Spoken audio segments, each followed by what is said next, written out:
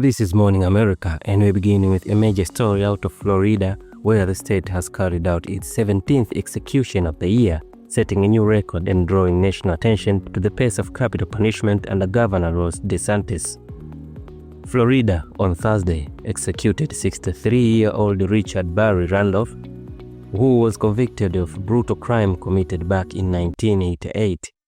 State officials say Randolph was pronounced dead at 6:12 p.m. after receiving a 3-drug lethal injection at Florida State Prison near Stark. According to the governor's office, the procedure went as planned, with no complications, and Randolph offered no final words.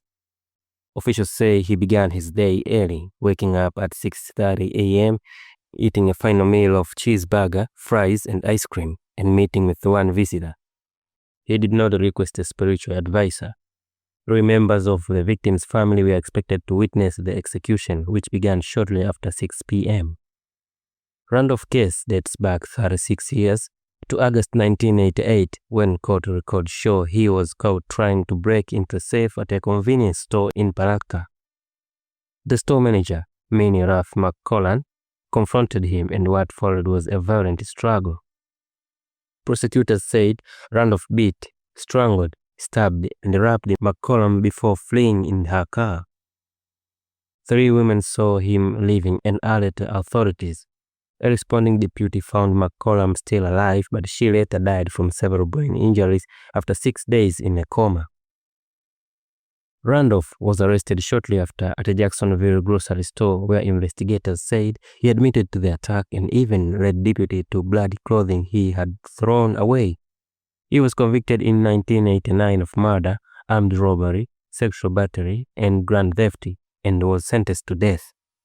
Just last week, the Florida Supreme Court rejected his final appeal, where he argued he had been denied access to public records and claimed his attorneys acted without his approval.